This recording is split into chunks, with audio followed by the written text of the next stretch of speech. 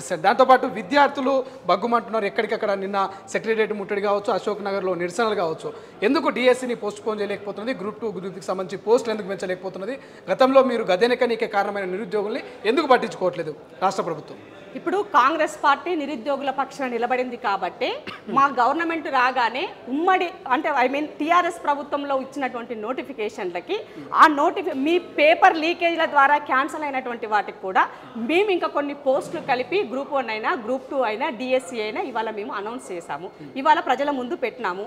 చాలా ఒక 30,000 మందికి ఆల్రెడీ ఉద్యోగాలు కూడా జాయిన్ అయిపోయి ఉన్నారు. మిగిలిన నోటిఫికేషన్ల వాటికి గ్రూప్ 1కి సంబంధించి 1:50 రేషియో అది మన నోటిఫికేషన్ ఇచ్చున్నాము. 1:100లోకి వెళ్ళినప్పుడు ఆటోమేటిక్గా ఎవరైనా కోర్టుకి వెళ్తే ఈ నోటిఫికేషన్ వెనక్కిపోతే అసలుకే మోసం వస్తుంది అనేది ఒకటి పాయింట్. రెండవది గ్రూప్ 2కి సంబంధించి ప్రభుత్వము ఏమంటారు టీఎస్పీఎస్పీకి చెప్పడం జరిగింది. టీఎస్పీఎస్పీకి ఇది ఉన్నది, ఇది సమస్యగా వాళ్ళ స్టూడెంట్స్ అడుగుతున్నారు. మీకు వెసులుబాటు ఉన్నా, మీకు ఏదైనా ఫ్లెక్సిబిలిటీ ఉన్నా మీరు ఏమన్నా చేయగలిగితే ఆలోచన చేసి వాళ్ళకి సహాయం చేయండి అని ప్రభుత్వం తరపు నుంచి టీఎస్పీఎస్పీకి ఇచ్చారు. టీఎస్పీఎస్పీ అనేది ఇవాళ ఒక అటానమస్ బాడీకి ముఖ్యమంత్రి చాలా క్లియర్గా చెప్పారు. టీఎస్పీఎస్పీ అనేది దాని ఇండిపెండెంట్గా పనిచేయాల్సిన అవసరం ఉంది. ఒక ముఖ్యమంత్రిగా నేను ఒక ఆర్డర్ వేసినా మీరు చేయకుండా ఉండాలి, అది దాని యొక్క లక్షణము. టీఎస్పీఎస్పీ నిర్ణయాలు తీసుకోవాలి, టీఎస్పీసీ పని చేయాలి, అది టీఎస్పీసీకి ఉన్నటువంటి స్వేచ్ఛ, దాని పని దాన్ని చేయనియాలి. ఒక వ్యవస్థకి ఇచ్చినటువంటి గౌరవం మీరు అది చేయకుండా ఇవాళ పదే ప్రభుత్వం పైన ఇవాళ ఆరోపణలు చేసే పనిలో మీరు ఉన్నారు. కాబట్టి నిరుద్యోగ యువతకు, తమ్ముళ్లకు, చెల్లెళ్ళకు కూడా నేను రిక్వెస్ట్ చేస్తున్నా. కొన్ని సంవత్సరాలుగా నిరీక్షణ చేశారు. ఉమ్మడి ఆంధ్రప్రదేశ్లో నిరీక్షణ చేశాము. తెలంగాణ వచ్చినాక ఉద్యోగాలను ఆత్మహత్యలు చేసుకున్నారు. తెలంగాణ వచ్చినాక కేసీఆర్ చేసిన మోసాలకు కాంగ్రెస్ పార్టీకి అండగా నిలబడ్డారు. చాలా కృతజ్ఞులు. మీ వల్ల ప్రభుత్వం అధికారంలోకి వచ్చింది. ఇవాళ మీ వల్ల మళ్ళీ మేము నోటిఫికేషన్స్ ఇచ్చే పరిస్థితిలో ఉన్నాము. సరి అయిన సమయంలో పరీక్షలు జరిగినట్లయితే ఆటోమేటిక్గా ఇంకిన్ని నోటిఫికేషన్లు వచ్చే అవకాశం ఉంటుంది. డిఎస్సి 7,000 పోస్టులు కేసీఆర్ ఇస్తే ఇవాళ మేము 11,000 పోస్టులు డిఎస్సి నోటిఫికేషన్ ఇచ్చాం. డిఎస్సి అనేది ఉమ్మడి ఆంధ్రప్రదేశ్లో కాంగ్రెస్ ఇచ్చిన నోటిఫికేషనే తప్ప ఒక్క నోటిఫికేషన్ కూడా డిఎస్సి ఇవ్వలే కేసీఆర్ గారు. మరి ఆ నోటిఫికేషన్ కోసం ట్రై చేసే వాళ్ళు చాలా రోజుల నుంచి, అంతెందుకు ఎగ్జాంపుల్ మా ఇంట్లోనే మా అక్క కోడలు ఆ అమ్మాయి 2 సంవత్సరాల నుంచి సీరియస్గా అంటే కేసీఆర్ ప్రభుత్వం తర్వాత మళ్ళీ ఇప్పుడు కూడా ప్రిపేర్ అవుతూనే ఉన్నది, దానికోసం చదువుతూ ఉన్నది. సీరియస్గా దానికోసం చదువుతున్నటువంటి వాళ్ళకి మనం డేట్లు మారుస్తూ పోతూ ఉండడం వల్ల మానసికంగా వాళ్ళలో కొంత ఇబ్బంది అనేది కలుగుతుంది. ఇవాళ ఉన్నటువంటి పిల్లలు కూడా అర్థం చేసుకోవాల్సిన అవసరం ఉంది. ఎస్, మీ బాధ మాకు అర్థమవుతుంది, మీకు రివ్యూ చేసుకోవడానికి సమయం కావాలి, రివిజన్కి సమయం కావాలని మీరు అడుగుతున్నారు. కానీ నిజంగానే మనం అది చేసినట్లయితే ఇవాళ ఏమంటారు నోటిఫికేషన్స్కి మనం కనుక పోస్ట్ పోన్ చేస్తూ పోయినట్లయితే ఒక షెడ్యూల్ తయారు చేసుకున్న తర్వాత ఏమంటారు ఇన్స్టిట్యూషన్ సెంటర్స్ కానీ తర్వాత మనం వాళ్ళకి ఏంటంటే ఎగ్జామినేషన్ జరిపేటువంటి దానికి సంబంధించిన ఫంక్షన్స్కి కానీ కొంత డిస్టర్బెన్స్ కూడా ఉంటుంది. అది మనం గమనించాల్సిన అవసరం ఉంది. అందుకే రేవంత్ అని ఒకే మాట చెప్పారు, మంచి అయినా చెడైనా ఒకేసారి ఆలోచించండి, నోటిఫికేషన్ రాకముందు వరకు ఆలోచించండి, నోటిఫికేషన్ వన్స్ ఒకసారి బయటకు వచ్చిన తర్వాత దానికి శానిటీ ఉండే విధంగా ప్రయత్నం చేయండి. మన ప్రభుత్వం అంటే ఒక నమ్మకం ఉన్నది ప్రజలకి, ఆ నమ్మకాన్ని మనం కోల్పోవద్దని తెలియజేశారు.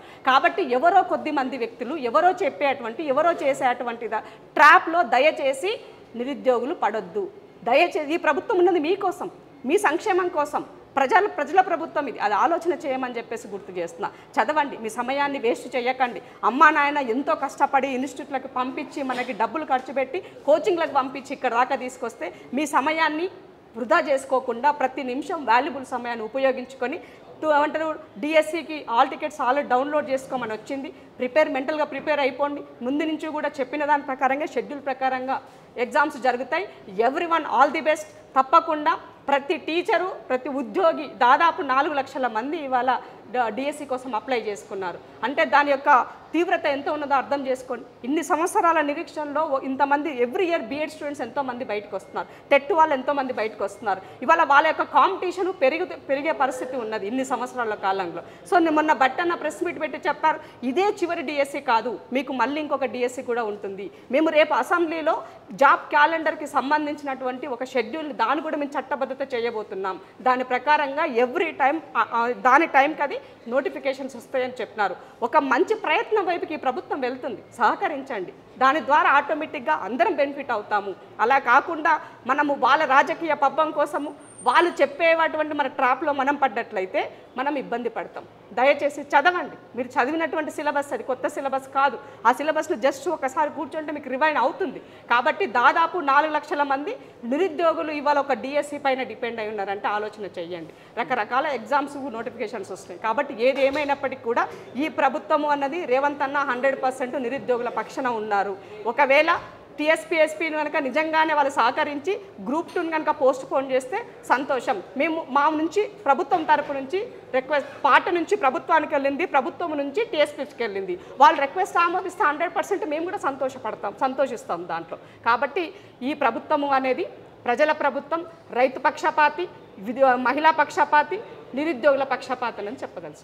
Yes, thank you so much. ఇది కాంగ్రెస్ పార్టీ నాయకురాలు ఇందిరా శోభన్ గారు అయితే స్పష్టంగా చెప్తున్నారు. సో గ్రూప్ 2కి సంబంధించి పోస్ట్ పోన్ అయితే మేము కూడా సంతోషించే వాళ్ళమే. సో టీఎస్పీఎస్సీకి ఇప్పటికే ప్రభుత్వం చెప్పడం జరిగింది. సో టీఎస్పీఎస్సీ ఫైనల్ నిర్ణయం కాబట్టి నిరుద్యోగులంతా ఆందోళన చెందొద్దు, ప్రతిపక్షాల మాయలో పడొద్దు. మీ ప్రిపరేషన్ మీరు ప్రిపేర్ అవ్వండి. రేపు ఎల్లుండి జరగబోయేటువంటి డిఎస్సి పరీక్షలు రాయనంటూ కూడా వాళ్ళు చెప్తున్నటువంటి పరిస్థితి. ఇక రుణమాఫీకి సంబంధించి కూడా రైతులు ఎక్కడ కన్ఫ్యూజ్ కావద్దు.